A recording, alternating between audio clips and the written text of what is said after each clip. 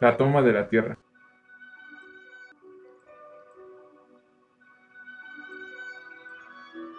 La historia de la cooperativa Palo Alto es muy rica y extensa. Las personas que la conocen son quienes la vivieron y muchos de los hijos de estos.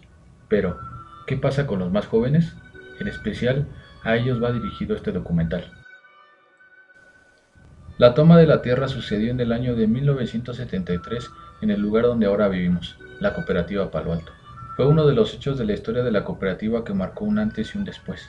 Pero antes de dar los detalles, hablemos de cómo se llegó a ese día para que al final describamos nuestro presente y por último hagamos una reflexión. Antes de la toma de la tierra. Alrededor del año de 1935, varias familias de provincia, la mayoría de Contepec, Michoacán, pero también de otros estados como Puebla y Querétaro, emigran de sus lugares de origen a la Ciudad de México en busca de mejores alternativas ocupacionales y condiciones de vida superiores a las del campo. Estas familias se asentaron en la periferia del Distrito Federal a trabajar en las minas de arena de Efrén Ledesma, quien era dueño de una gran extensión de terreno en la delegación Álvaro Obregón de esa época.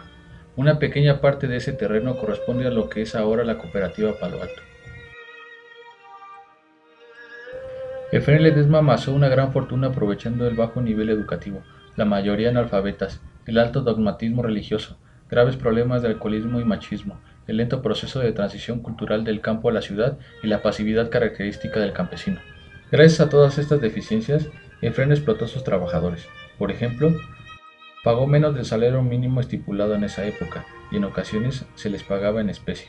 Jornadas de trabajo de más de 10 horas, sin indemnización por muerte o enfermedad provocada en el lugar de trabajo, inseguras condiciones de trabajo, sin prestaciones sociales y sin servicio médico ni en caso de accidente.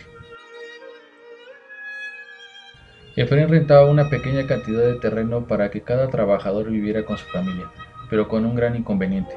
Cuando alguna persona dejara de ser su trabajador o simplemente fuera despedido, perdía todo aquel material que utilizó en la construcción de su humilde vivienda. Entre barrancas, escombros y basureros se encontraban las chocitas de tepetate y techo de zacate. También se utilizaban cuevas para vivir. Nunca hubo una preocupación de Efrén Ledesma para promover algún servicio público como luz, agua, drenaje o escuelas, y por el contrario, impidió la introducción del servicio de drenaje, esfuerzo de los vecinos, destruyendo los pocos avances de las obras. Además, los colonos no tuvieron el derecho de abrir un camino de acceso para comunicarse con el exterior. En ese entonces existía un solo camino de terracería, propiedad de los Ledesma, y había que caminar cerca de 5 kilómetros para conseguir agua y comida. Durante 35 años se vivió con el temor de perder su trabajo y el lugar para vivir, además de ser explotados y vivir en insalubridad y sin bienestar. Quizá, como consecuencia de todo esto, los colonos empezaron a identificar, relacionar y unir.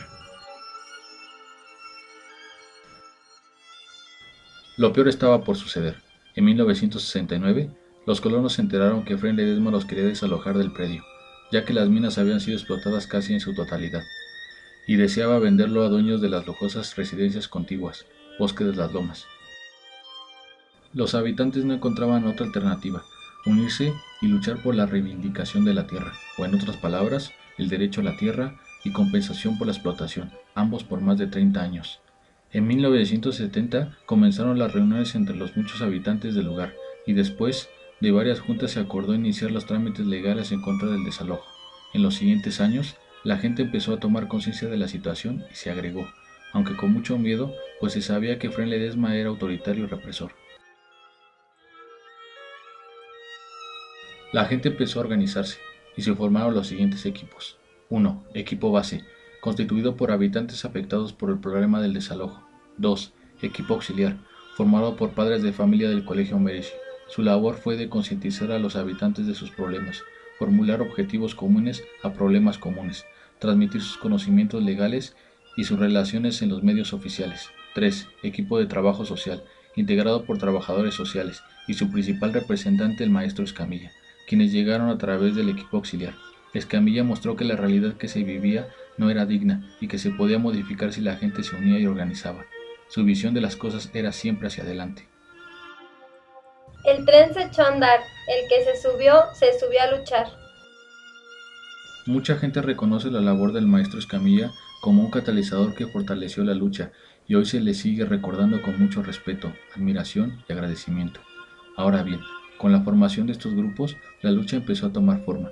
Eran alrededor de 237 personas organizadas entre mujeres y hombres. Especialmente la participación de las mujeres fue ejemplar, pues fue decidida y valiente, aquí como en todo el movimiento. La mujer es entrona, siempre al frente. Si nos toca, nos toca. Las principales adversidades que debían superar la Unión eran la rotunda negativa de Fray Ledesma a vender el terreno y la intransigencia de las autoridades para intervenir en las negociaciones. Efrén Ledesma y sus hijos estaban muy molestos e iniciaron intimidaciones individuales. Entonces, la gente temió por sus vidas y decidieron pedir vigilancia a la delegación, pero dijo: no hay policías y ustedes están muy lejos. Empezaron las juntas cada 8 días con comisionados como representantes y la asamblea como la máxima autoridad. También aparecieron las movilizaciones a la delegación, oficina de la habitación, oficina de colonias y procuraduría del Distrito Federal. Además entregaron algunas cartas al presidente de la República, sin respuesta. La gente pensó que los Ledesma con su dinero impedían que fructificaran estas acciones. Algunos lo recibían, otros no, y había quienes se interesaban en el problema pero nada en concreto. Al ver pasar el tiempo y no se resolvía nada, decidieron hacer un plantón con el regente del departamento del Distrito Federal y no se movieron hasta que fueron atendidos personalmente, y por fin se logró un convenio que fue firmado entre los Ledesma, la Unión de Habitantes y la Delegación Álvaro Obregón, con la participación de INDECO, Instituto Nacional para el Desarrollo de la Comunidad, quien determinó el terreno, y Nacional Financiera, que fijó el precio del terreno en junio de 1971.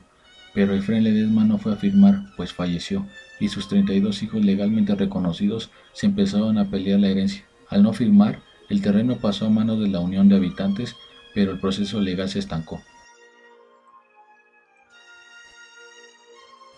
Mientras tanto, en las asambleas se vio la necesidad de legalizar la organización, y así, en 1972, se constituyó la Cooperativa de Vivienda, de las primeras en México.